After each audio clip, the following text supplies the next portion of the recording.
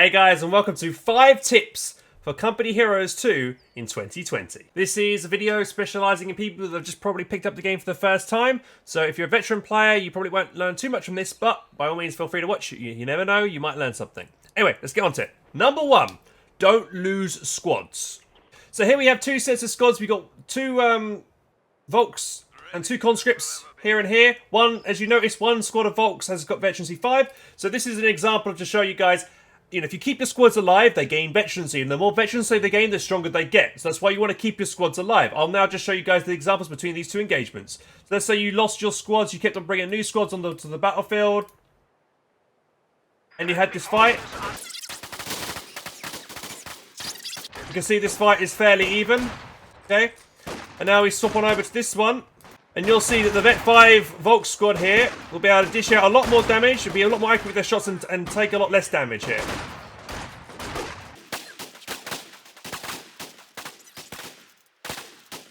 And there you go. This squad didn't take a single casualty, whereas the squad over here did manage to survive, but they lost 3 men.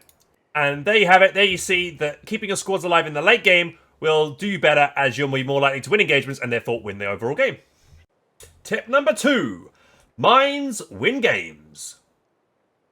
All these engineer squads, got rear echelons, sappers, combat engineers, stern pioneers, and pioneers. All these squads can lay mines. Now, these 3 squads, the sterms, the sappers, and the engineers, all lay the same type of mine, which is a 30 munition mine effective against infantry and vehicles. And I'll now demonstrate this. So, here you can see I'm laying 3 mines with each of these squads, their 30 munition mine.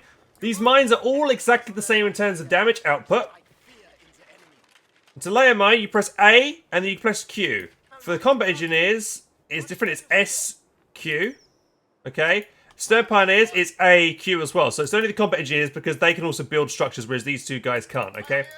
In terms of buildings, like base buildings. Now, I've laid these mines in key locations, which is what you want to do. You want to lay your mines on roads where your units are or vehicles are likely to travel, and also on the side of a strategic point where your opponent is going to attack from. So our opponent is this guy over here down to the south. They're going to push up from their base and go this way to try and take this point. So we've laid the mine on this side of this point, right? We wouldn't want to lay it over here because that's our side, because that's our base over here on the top. So we come down to attack it from that position, okay? So right, we're just going to delete these squads real quickly. And then we're going to make, I'll just show you how much damage they do. So selection, own enemy. Those mines will disappear now. Okay. And now I'll just show you what will happen if you were to drive vehicles over it. So if you drive a Stuart over a mine, this 30 munition mine, you will receive a damage engine. Every vehicle that hits a mine will receive a damage engine. And you go down for the Stuart, go down to 60% HP. Now, when a unit receives a damage engine, it becomes a lot slower, which means it's a lot easier to kill. Infantry, if they hit a 30 munition mine, like a rifleman squad. So remember, there was that mine there, comes on forward, and a normal mine like this, a 30 munition mine, will always kill 2 men of 1 squad if they hit it directly. If multiple squads run up and hit the same mine together, they will all take 2 deaths each. That's what I'll see. So we'll run up on this mine here. And there you go. So we both hit that mine together with 2 squads. And we lost 4 men, 2 on each squad. Okay, that's why, again, as we go on to our tip later on, which is don't blob, which is why one of the reasons why you don't blob, because you take more damage there. So there you go. 30 munitions mines, kill 2 men off each squad, or damage the engine of every vehicle, and do considerable amount of damage. Now, how do mines win games? So as you saw here, guys, mines hurt the enemy infantry and vehicles, meaning that they have to spend more time repairing their vehicles, less time fighting with those vehicles. More men are lost due to mines, which means that your opponent is going to have to spend more manpower reinforcing those squads rather than buying new squads, right? Whereas if you don't hit mines, you constantly sweep those mines, get rid of them, and you don't take any casualties from mines, you'll have saved yourself a lot of manpower, which allows you to build more units. So now, guys, I will quickly demonstrate how mines can affect an engagement. So here we have the engagement here. This gun is ready. Okay, and then I was just going to drive up here. Mine is there. I drive up. I'm going to try and... I see this gun. I'm going to push forward. I hit that mine. And now I'm going to try and slink away. But because I'm now slower, this gun can now finish me off. And it'll probably be able to kill me with 1 more shot before I can reverse out of its line of fire here. And sometimes it might bounce. It might get lucky like that. RNG. But you increase your chances of wiping enemy vehicles with mines like so. So, you know, if that shell could have penetrated and I lost my Panzer IV, and that was all due to one mine being planted. Now, if I was to do that engagement again, like so, I would take a hit, maybe 2 from this gun as I would charge in. But once I got behind the Ziz gun, like so, I'm in full control now. And then Ziz gun, if it tries to rotate, I can move faster than the Ziz gun can turn, this anti-tank gun, and I can just get on top of it and just slowly whittle away and kill it.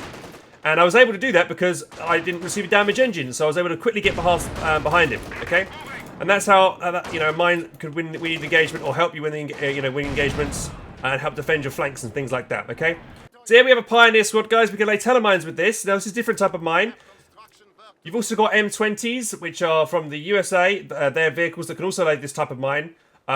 Basically, this is a very strong mine against vehicles, and it can pretty much one-shot all light vehicles that come across it. So we have a telemine here. Let's say we baited a T-70 over it. And let's say, you know, I was chasing this. I was the Soviet player, and I was chasing these Pioneers. T-70 is an incredibly strong vehicle in the early mid game, and if you were to lose it, you know, that seriously puts you on the back foot. And, you know, I could be like, oh, look, there's a T-70, they run away, and then I lure him over the mine, and you can see that telemine one-shots that T-70, which is incredibly important. And against medium vehicles and above, it will severely cripple the vehicle, and then allow you, if you've got pack guns, like we, you know, just showed you guys with the Ziz gun that was over here on the right, allow you to easily take out vehicles, okay? So Pioneers also have a different type of mine, which is effective against infantry, called S minefield. So you can lay a big 60 munition minefield like so. Like this, but you could also just lay one little quarter of it and then cancel it. So if I wanted to lay just a little patch of mines here, what I would do is I would get your Pioneers close to this corner, click and drag, and then they'll build their little patch there. And then once you've completed that patch, they'll try and go over and build the other 2 patches. But if you press stop, if you just move them away from that, they'll stop building those mines, and then they'll finish the patch. And that way, if you do that, it'll only cost you 50 munitions because you've only built a quarter of that entire patch. So let's see this S minefield in action. One of my favourite things to do with Pioneer's S minefields is to lay them on retreating parts of enemy squads. If I manage to get behind my opponent and I could lay down a quick little patch like this, then, you know, and this is like the retreat path to my base at the moment. But let's say this is my opponent's base. And there was an engagement over here, and this squad wanted to retreat back, but because I've laid a minefield on his retreat path, he'll lose the entire squad. So selection, own enemy on those mines, retreat this squad back, and as you'll see, this squad will probably get completely wiped here, trying to run back to base. As you see there, you know, we laid another patch of mines over there. And you can see it got completely wiped there due to the S minefield we laid on the retreat path. And that's the way, you know, that's an entire squad loss for, what, maybe 30 munitions I've spent there?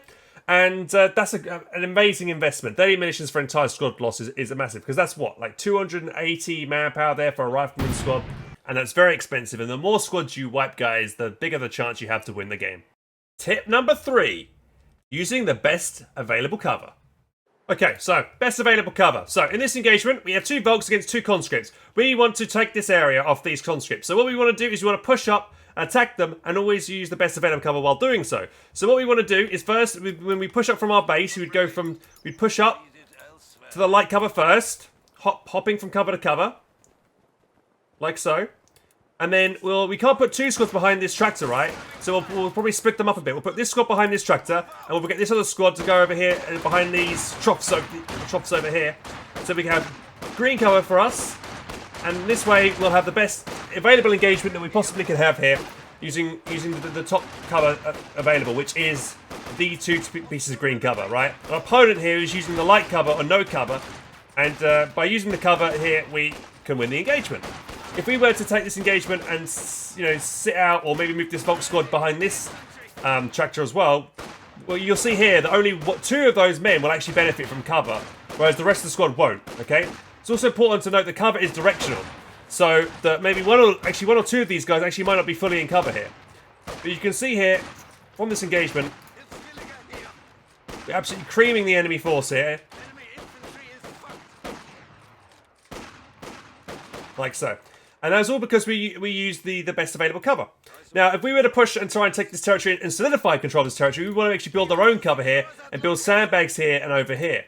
So, here I've now just built some cover for with my Volk squad, so they're now behind green cover, and I can build another strip of cover there with the other squad if I wanted to, and have both squads next to each other, and then both facing the enemy direction. So this is a good way, you know, whenever you're capturing sectors, guys, always build cover when you've got time to, especially if you're not, you know, there's no enemies nearby. Always try and build cover, and always put them close to the point like so, because if they're close to the point, your opponent really can't get full usage out of that cover. As you can see here, one guy's going to stick out because I put it right next to the point, because they can't get in the center of that cover, okay? Whereas if I put my squad on the other side, they all can get behind that cover, like so. Here's another example, guys, of attacking our opponent. So here we have an assault officer. We're going to do this incorrectly to start with. We're just going to rush at our opponent straight away. But doing this won't win us the engagement. Why? Because we're not using cover while we approach. And you can see here, we're going to lose this engagement incredibly quickly. Okay. This time we're going to repeat the engagement, guys, but we're going to use a cover on our approach. So instead of attacking like through the area of no cover, we're going to approach our opponent by jumping to this wall. We're going to go from here, the light cover, and then we're going to sneak up on our opponent. We might take a man down as we try and get close to the wall. Alright, now we're on the wall. We hug the wall, get closer. And then we might be able to lob a grenade. Grenade on our opponent, then charge in like so. And that way, we can win the engagement. Tip number 4. Only fight when you can win. There's no point, chat, in fighting a battle if you know that you're going to come out worse. Let's say, a prime example of this, chat, is right at the start of a game, the infantry section fighting against the Stern Pioneers squad right from the get-go. So what a lot of people might do is, as you can see here, we have our infantry section. When we come to the fuel point, as you might do, and you start building green cover, right? You build yourself a sandbag, okay? But then a Stern Pioneers squad is charging you. Okay? Now what you want to do is, you're not going to win this engagement. Even if you stop now and return fire, you're going to lose this fight. So what you want to do is you want to pull away from the Stern Pioneers squad and then wait for your second infantry section that you just brought out of your base to come and support the first one, right? And let's say this infantry, you know, this Stern Pioneers squad was going to stay and cap the fuel. You could just have your guys like this and then just slowly pick away at the squad. If he was to charge you, just make sure your squads are in light cover or better, and you'll win the fight, okay?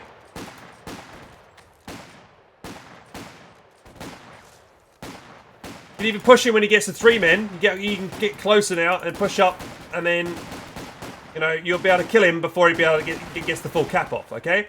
And that'll force him back. And in that way, we've pulled the squad back that was originally going to lose the engagement, and now we end up going to win the engagement because we've allowed ourselves to get ourselves in a better situation where we have the extra squad that can support us, okay? And there we have it. We've killed the Stern Pioneer squad. The original squad actually has not taken any casualties, and we can now capture the point. So I've decided to show this engagement compared to any others because this is one of the types of engagements that you'll pretty much find nearly all the time when you're playing Brits against OKW from the start of a game. And finally, number 5, don't blob. So chat, what do I mean by don't blob? So a lot of players don't micro too well individual squads and just grab their whole unit, whole army in one big ball, right? And they attack the enemy. This is never a good idea, as I'll now show you. So we're going to try and push forward with our blob and attack our opponent as one big unit in the same direction. What will happen, as you'll see, this MG will start to suppress our entire army, and also squads that are clumped up are more likely to take more damage, and also they're quicker to suppress.